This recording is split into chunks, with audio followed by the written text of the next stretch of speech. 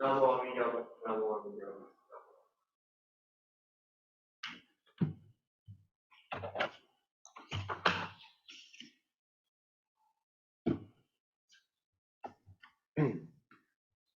Before my message, I'd like to read a passage of the Juseige, written by Shinran Shonin, the founder of Shin Buddhism.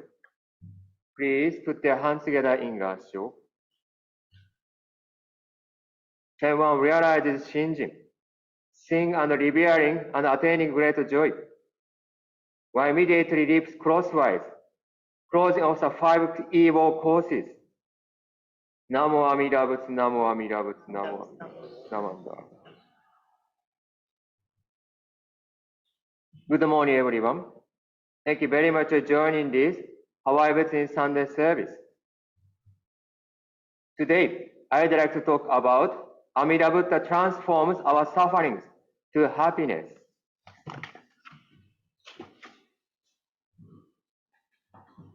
Today is Halloween. I hope that all the people enjoy wearing the Halloween costumes and joining in the events. Of course, all people desire to enjoy their lives, not only on the day of Halloween, but also every day. However, there are a lot of ups and downs in our lives. If we encounter the serious hardships and difficulties, we will be overwhelmed in despair. How should we get through them?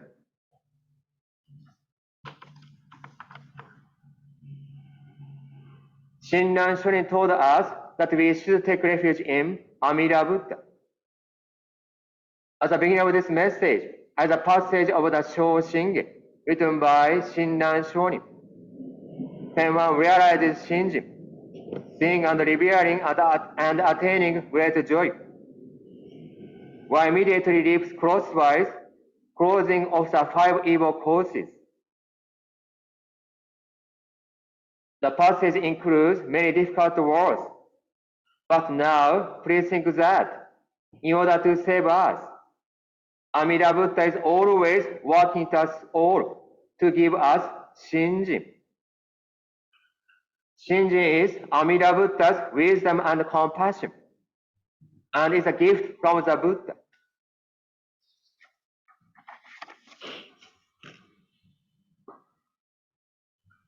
If we receive Shinjin, what will happen? I would like to introduce a poem. The rough taste of persimmon transforms to the sweet taste. At first, persimmon or kaki has a very rough taste.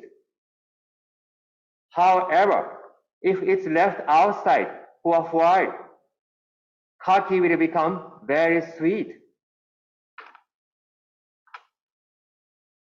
In this poem, rough taste is compared to our sufferings, and sweet taste is compared to our happiness. As the taste of kaki changed, our sufferings will be turned into happiness through AMIDA's working.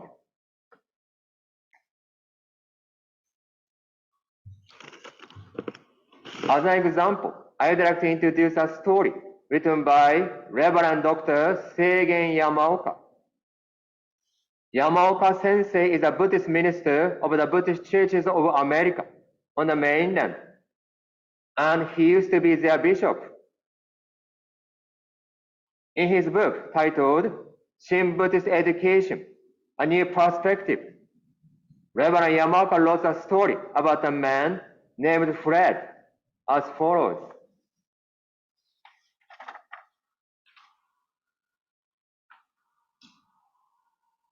Fred was a hard-working husband and father.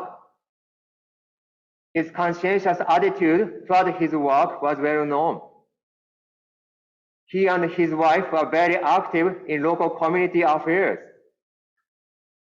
Fred unfortunately suffered from diabetes. One day, he came to my office, visibly shaken. He had just come from seeing his doctor. He's brought it out.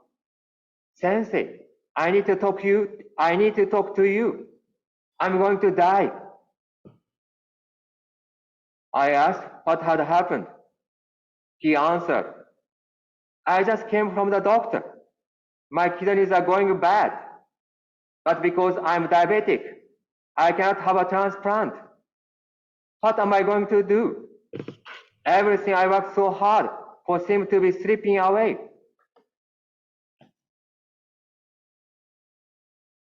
I asked, what about a kidney machine? He replied, I have to go on a kidney or dialysis machine, but they are so expensive. It's going to take everything we have saved up for me to keep on living. I don't want to put my wife and family through that. My wife never complains, you know that. But she had to really work hard all her life. Now, when things are getting easier, this happens. I really don't know what to do. I said to him, Fred, you know that your wife is going to do everything she can to see you through this. She is that kind of person. When she hears this, she will say, we will get a machine. I know, she's a one-of-a-kind woman. The kids take after her too. There's so much I have to do. I don't know where to start. What can I do? He was desperate.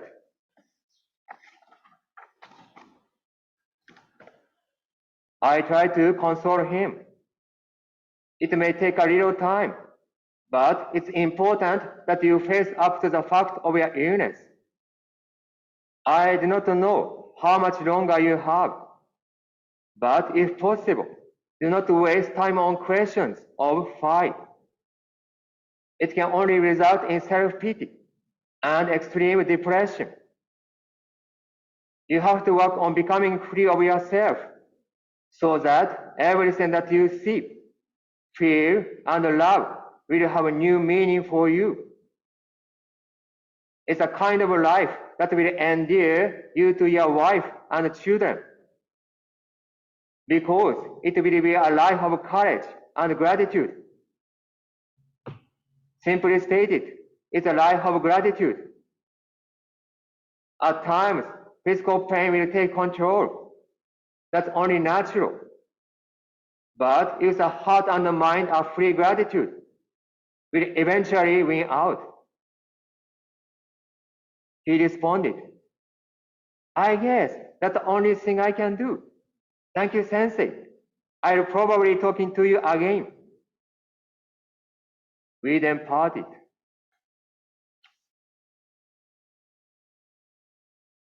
After that, we met from time to time, but our conversations did not touch on matters of spiritual growth.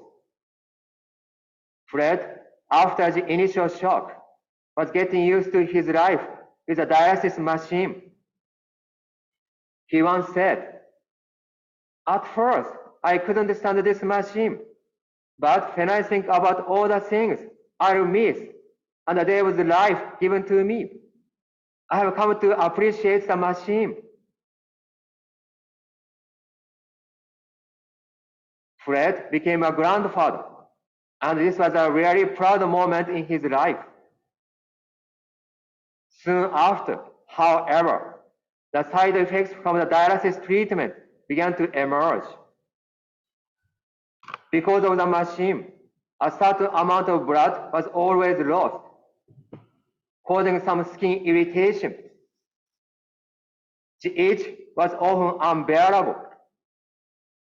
At times, it became so unbearable that he wanted to die, and he fell into deep depression at such times.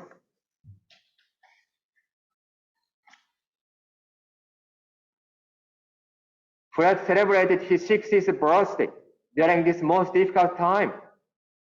A big party was held for him, which I could not attend. But I presented him with the following composition as a gift. Day to day. In the day-to-day life, no matter how difficult it may be, the heart and the mind can be free to soar beyond all thoughts of self. How? In the day-to-day difficult of life, one can experience the deeper meaning of joy by seeing those moments not as difficulties, but great lessons day to day. In the day-to-day joys of life, one can experience the profound meaning of gratitude by feeling those special moments of joy as gifts are received day to day. In the day-to-day gratitude of life, one can experience the ultimate meaning of love by savoring the sweetness of each gratitude as blessing endowed day to day. In the day-to-day love of life, one can experience the inexpressible meaning of living by realizing the embracement of love as compassion for you day to day. All this is possible day to day. Much depends on the heart and will. Truth and meaning can be used when the heart is free day to day.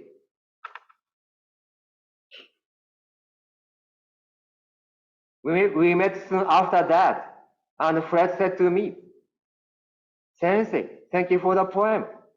I have it in the frame and goes with me wherever I go. It's my reminder on how I have to live." I replied, "I hope it will remind you of the things we first discussed." He responded, "It does.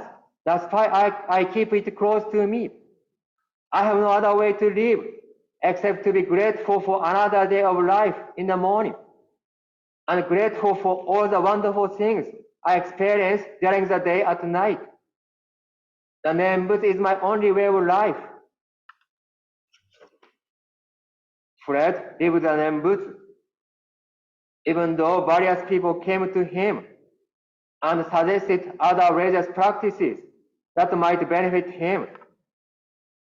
He gratefully refused and told them of his interest in AMIDA. Because of his Shinjin, his gratitude knew no limits. Even though the uncomfortable itching continued and his eyes became infected, he continued to attend services at the church. At times, he didn't seem to have the strength to walk, yet he still came.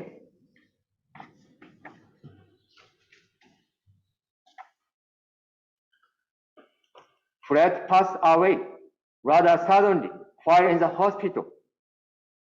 His life of gratitude left his family many memories of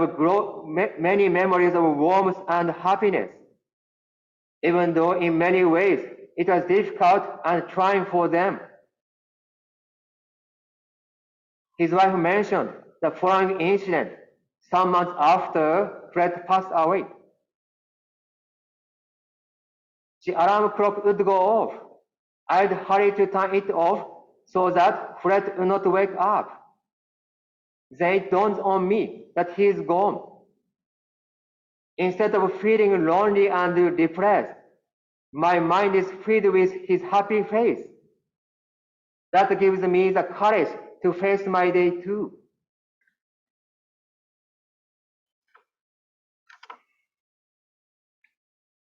What did you think about this story? At first, Fred knew that he would not be able to live long. He was very shocked. But through the conversation with Yamaka Sensei, he tried his best to live the life of gratitude to all people and all things around him. At first, Fred did not like to use a dialysis machine, but he then extended his gratitude to even the machine. As a poem, day-to-day thought, he lived life to the fullest in deep gratitude.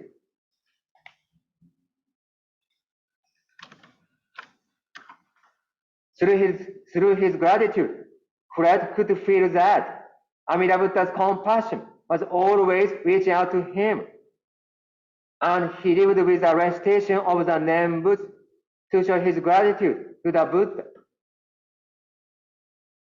He suffered physically. However, his religious being, embraced in Amida's wisdom and compassion, helped him to transform that pain and suffering into joy and gratitude. Of course, after Fred passed away, his wife and family were sad. However, he showed a way to live with strength and serenity for them. In this way, this story tells us that Amida Buddha is always working with us all, so that our sufferings will be turned into happiness.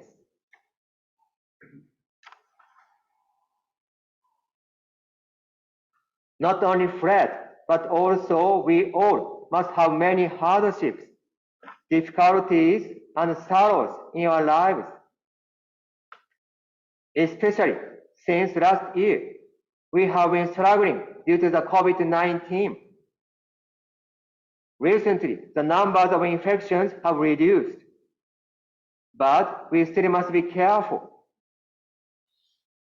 Like the virus issue, we cannot be sure when serious problems will occur. When encountering the terrible misfortunes, we may lose the motivation to live.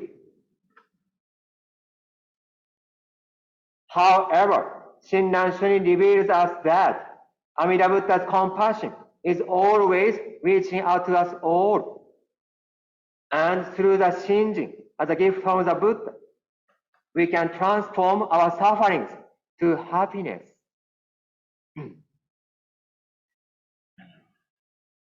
Thank you very much for listening to this message. Thank you very much. In closing, let us recite the Nembutsu or NAMO AMIDA. Let us put our hands together in gathas. NAMO AMIDA. NAMO AMIDA. NAMO AMIDA. NAMANDABU, NAMANDABU, NAMANDABU, NAMANDABU, NAMANDABU.